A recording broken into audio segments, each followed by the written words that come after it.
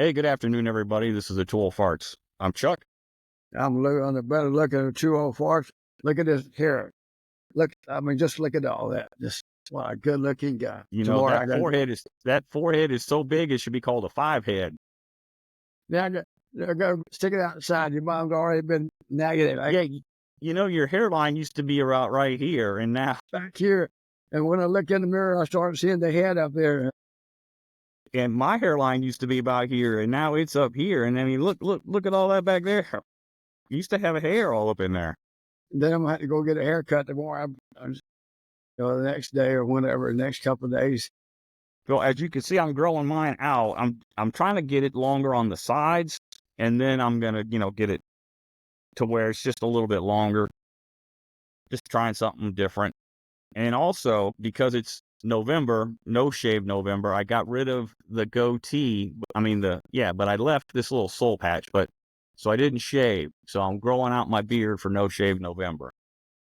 Are you going to donate to some charity organization, or are you just doing it for the hell of it? It's for men's health.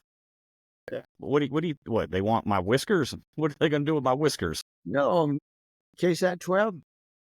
They have a big thing where they grow all the men, and they have a contest who can have the best looking beard and all that kind of stuff. They all go to different barbers and get it shaped, all that kind of stuff. And whoever earns the most money, get the most money. There's donations, people call in and stuff like that. Then they donate all the money to cancer. Yeah, that's why you grow out your hairs, to bring awareness to those who've lost their hair for cancer. Yeah. So that's why I'm growing. I always watch that on KSAT, on Channel 12, and see how they're going and see who wins and stuff. Yeah. So yeah, that's why I'm growing it out. So as we were discussing before we got started, we don't always wing it, people. Sometimes we do, and sometimes we have like little topics we're going to talk about today. So today, our topic is going to be, since we're both retired military, like homesickness and being away from home for the holidays, like for the first time. So for me, it was 38 years ago that I had just got to Germany for the first time. I think I left right around Halloween, got to Germany right around November 1st. So boom, right into the holidays. Now, granted, I had already been in basic training and what we call AIT in the Army since March through midway through October. I had already gotten over that initial hump of, homesickness, if you will. And then you get to Germany and it's like, cool, I got all these friends. I got my own room. I can buy all this beer, put it in my refrigerator. I can do all these cool things. And then all of a sudden, here's Thanksgiving, here's Christmas. And then, you start to get homesick. And then being in Germany, you might as well have been on another planet. I couldn't go and visit you even if I wanted to. I didn't have enough money. So, I just wanted to, talk to you because your situation was very similar when you joined the Air Force. Yeah, and the more I think about it, than what we were talking a while ago, I actually, in 62, I was not home for Christmas. I got to Nebraska during the week of Christmas, like the 22nd, something like that. Because I remember that. I can't remember the guy's name. He was from Alabama, too. He was the Ever First three-striper. And we both got there at the same time.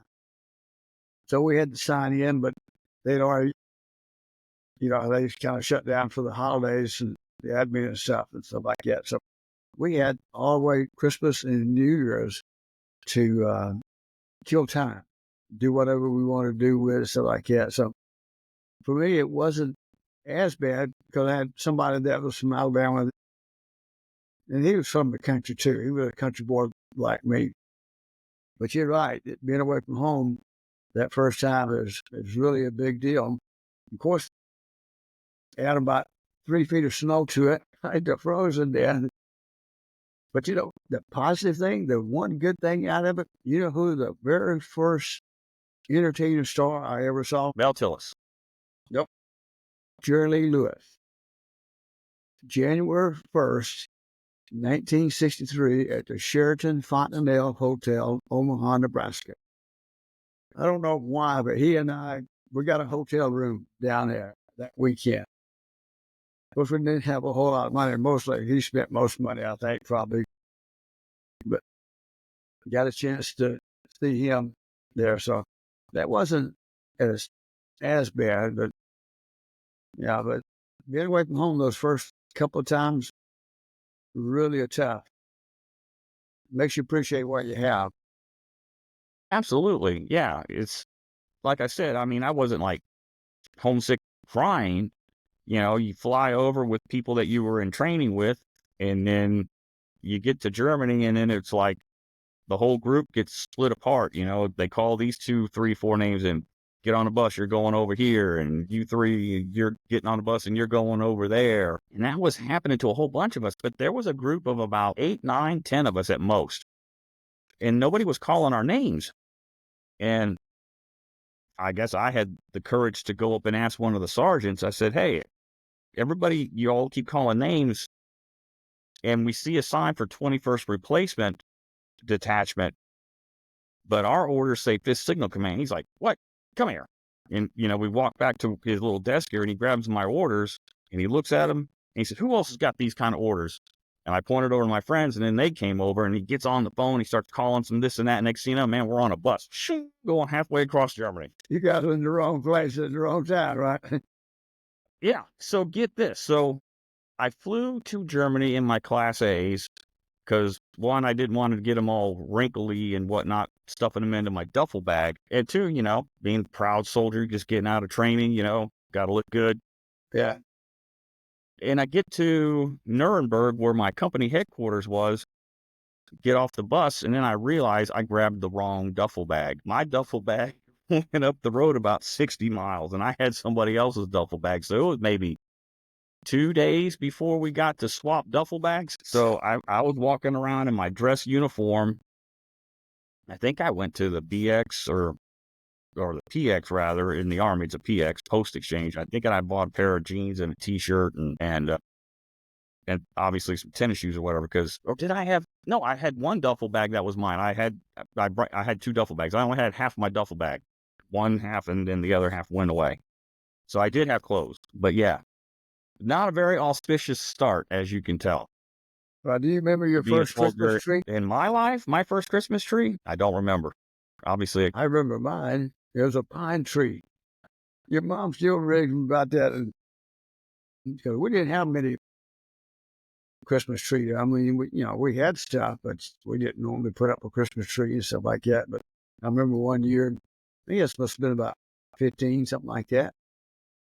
Cut a pine tree down, put it out, and put some balls on it, and decorate it just a little bit. And then have any electric lights or any of that kind of stuff. But that's just the way it was.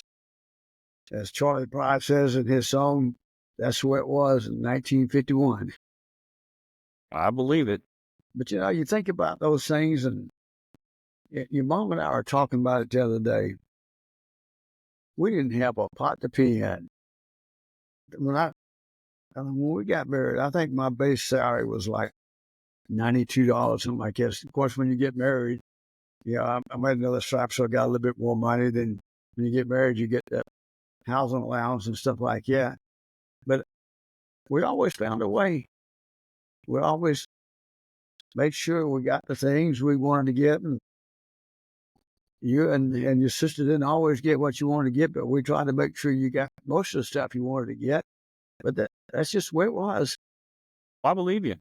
especially So especially at go Christmas ahead. time. I was reading an So article today. This person that posted on Facebook. It wasn't an article, but posted on Facebook that this. In fact, this lady is a cousin on your mom's side. She was saying that she missed the layaways at Walmart and Target and places like that, because that's what you did back in there. You started in October, November, you put stuff on layaway, spend $2 or $3, $4, $5 a week type thing, and then when Christmas time, you're able to get your Christmas stuff. yeah, to make your dollar stretch. And then it was maybe 10, 12, 15 years ago over that time frame, the BX, PX, whatever you want to call it, the exchange, they pretty much done away with a layaway. I guess apparently they don't have it anywhere anymore. I don't know, but Teresa Stewart, that's her name. She's one of your mom's cousins. On your father-in-law, I mean, your grandfather's side. But, there was just bring back memories of things of Christmas, talking about missing things and stuff like that. But that's the way it was in 51. So let me tell you, back in 1986, I don't know if it was like this in your era, but when you come in, I came in as an EIOU1, not even a stripe. So E1 under 4 months doesn't get the full pay. It's about 10-15% difference. And I guess it's basically you're paying for your uniforms that you get issued to you. Hey, nothing is free in life, people. It may say free, but it ain't free. You're paying for it some way, somehow. So when I was in basic training in AIT for the first 4 months I was in, my base pay was $590.81. After 4 months, it jumped up to a whopping $639.01. Now get this. Out of that 590 and 639, before taxes, I had to pay $100 off the top each month for 1 year for me to get my GI Bill money for that I would later use for college down the road. So that's almost 20% of my pay every month. Oh, it's so for those people who say, you have it easy in the military, you get all these things free. No, it ain't free. You do pay for it in your time and your lack of pay, as well as, the hardships that you have to go through. Yep. Trying to look up my. Let me see if I can find it faster than you. You want 1962 or 63? Try 65. Hang on, let me see if I can find 62. I was at $817.90. Nope, they can't. I can't find it. My base pay for under 2 as an E was 117. Then for over 2, and I was over 2 at that time. So this, when your mom and I got married, is 164.70. So in 1963, let's just say you were E2, under 2, your base pay was $85.80. Does that sound about right? Yep. So 80 cents, so almost $86. And I was making $590 to $639. But that's in roughly 23 years? Yep. Yeah. But you know what? I think life was more fun. And I'm not saying I don't enjoy what I do now or what we do, especially like this weekend we went out and went to Albert, place like that. Those things are fun. But sometimes I think the memories we had back then, like when we were in Japan, what we did when you were in Japan, and then at Warner Robins and here, those memories, even though we didn't have a whole lot of money, it was more one of the best Thanksgivings that we ever had, or in my opinion, was in Japan. I don't know if you remember or not, but we had all the young airmen come over. I I remember. worked in customs immigrations, and your mom cooked a turkey and a ham. And we had, all the single young boys on my flight came over. Those are just good times and good memories, and didn't have a whole lot, but you made do with what you had, and you had fun doing it. Got that right. Yeah, and even though that was what we went to Germany, Japan, 72, so that would be it. I've been in 10 years, so.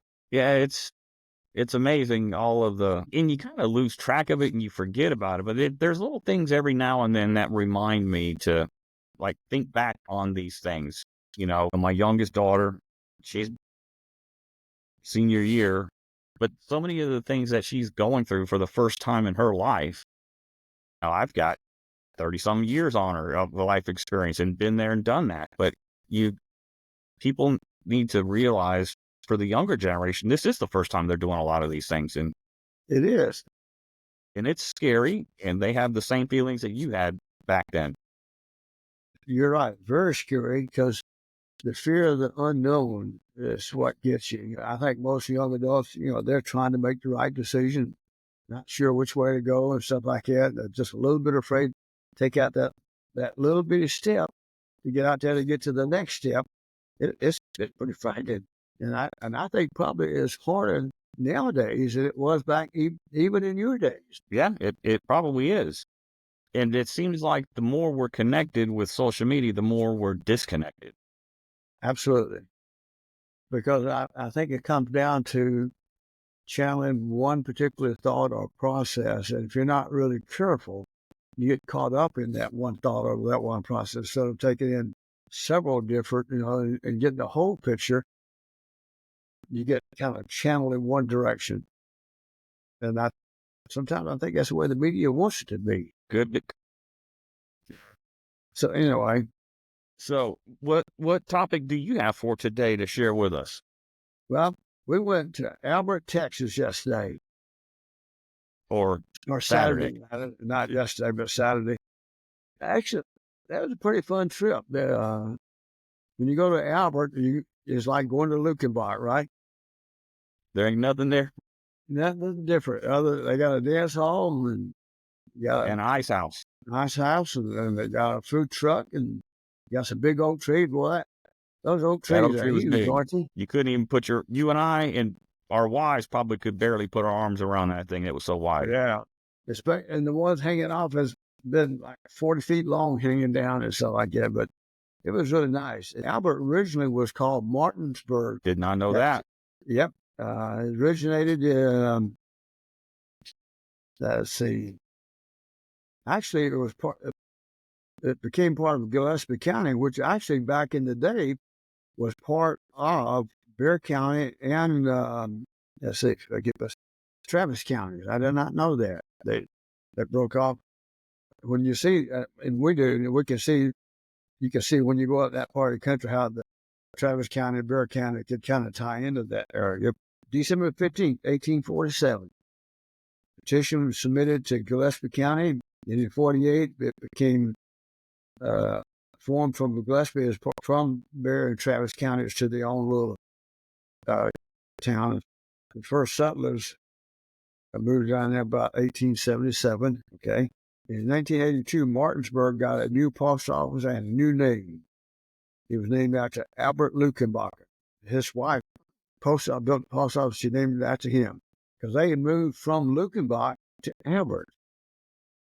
That's pretty good, huh? Then the school was established in 1891. In 1897, Postmaster Otto Schumann opened the town's first store. In 1900, a new school building was erected, and the 36th President of the United States, Lyndon Baines Johnson, was briefly enrolled. I think in that one sign, he was, 1 year there? It said he was attended there for 1 year. Yeah. As a boy, then a local Lutheran mission, Stonewall, was established in 1902, which Johnson attended. Pretty interesting. And Just a little bit of history and a little bit of ice cold beer.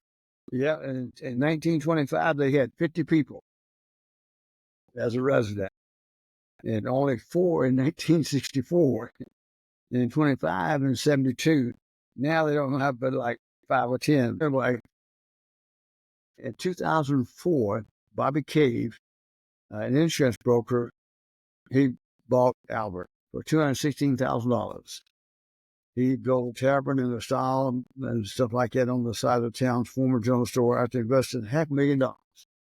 In 2007, he put it up for sale on eBay. I never heard of a town being sold on eBay, right?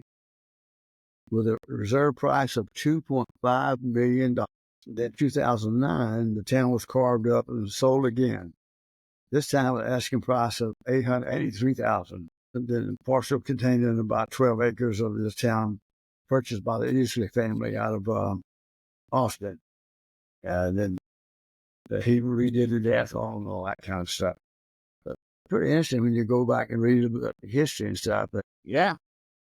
We were just driving out there to have some beer and hang out. yeah, I like history, and you do too, and so does your sister.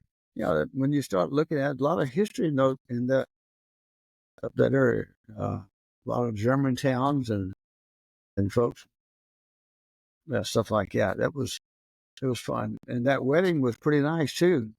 I didn't It know they was was gonna because have the wedding party just showed up right there under the oak tree, and they did their vows. that lot. Maybe I'm gonna what, tell you 10, something 12 funny. people?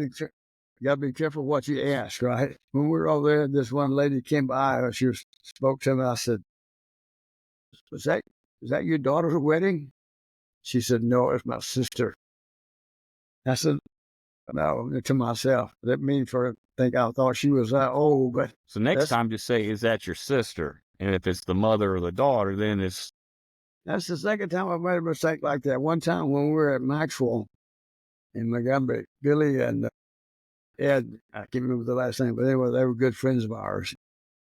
Well, when he first came down, uh, he was on a flight with us, Maynard, and stuff like that. And the first time we met, he was telling me that he told me his wife was pregnant. So I said, okay. So I told Ron. Then, when we meet him, that she was pregnant. I forgot how far along and stuff like that. When we met him, he said, When's your baby due? Guess what? she wasn't pregnant. She wasn't pregnant. Your buddy set you up for failure, didn't he? So you think after, let's see, that was in 72, 76, 75, so around there.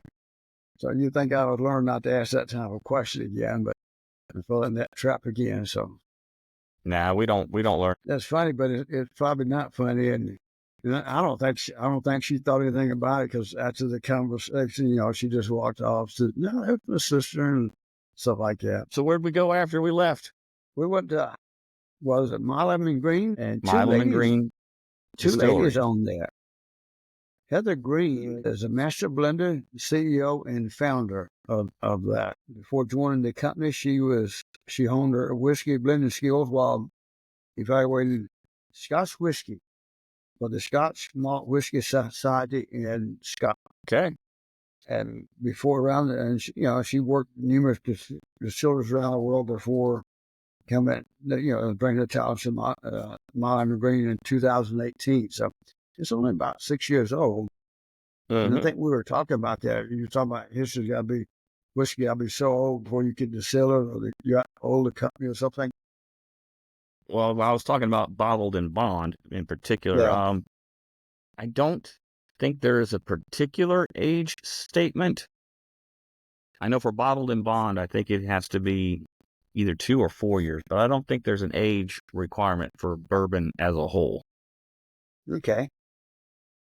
But Marlene Holmes, she's a 30-year Kentucky whiskey veteran who worked on some of the biggest American whiskey brands and the shelves and stuff like that. Heather was named the Master Blender 2023 Master Blender of the Year. She had 20 plus years working in whiskey. Then her partner, a year later, was named the Rising Star Spirits Company of the Year and stuff like that. So pretty interesting in the history and stuff like that. And Mom, how did she like the bourbon that I had her taste? She liked it. The bottle and bond. It didn't look like it when she took that big old sip. And I told her, I said, Mom, take a baby sip. Just a baby sip. And she went, and then she made a face. Your mom is like your grandmother. She is a lady in and out. She's not gonna make two in her face, but you got a little bit of face on that when I was looking at that picture after I sent them to you. But Good stuff. It's a fun trip with some really interesting people, right? Yeah, we went, just people coming in and out, and they just, next thing you know, just strike up a conversation. That Yeah. one couple, we talked to them for like well over an hour, it had to be. Yeah. And that was a pretty nice looking bed they had. Yeah, it was. That's the way life should be. You put the top down, go out and ride through the hill country. There's just so much to see, so much history. And so much liquor to drink. Yep. So then those You other can't people throw out that way on 281 and Highway 290. You can't throw a rock without hitting a brewery, distillery, or a winery. Yeah. And we've had a couple of breweries out there, a couple of beer breweries, right? Yep, we've been to Real Ale. We've been to Man, geez, now I can't think of anything. We've been to the distillery Yeah. at Garrison Brothers. We went to Milam Green. I went to a wine. We went to a fat ass winery. Yeah. We've been to a couple of places out there. God, what other breweries are out there on 281? I took you to the Mad Pecker right down the road from your house. Yep. Hadn't been there in a while. We'll have to go back there and check it out. I like the food. I like the beer. I think it's just probably one of the coolest things to do. Yeah. Especially when you get and look at some of the history, like the history of those two ladies. And I don't remember how they actually got together to form that partnership. Okay. I'm sure I have it somewhere in my notes over there. But they came together and formed that partnership. And you go back and look at their history of blending whiskey. You know, it's kind of like the Garrison brothers. Well, there's a lot of history there, and how long they had to hold that whiskey and what in the barrels and stuff like that before they could. For years before they can make any money on it. But they're still paying taxes. Yeah, I think we had gone to Texas Cannon Brewery, and then what's the brewery next to the Blue Bonnet Cafe? Is that Bear something? yeah, and that's pretty new too. Yep, because we ate there after we picked up pies one year. But at the Blue Bunny, I just like that place. It reminds me really of where I first met your mom. That type of facility in Seal. Old, you just got a little restaurant type thing there, and then the grill behind it and stuff. And just good old country folks, y'all. They say Yep, y'all and all that kind of stuff.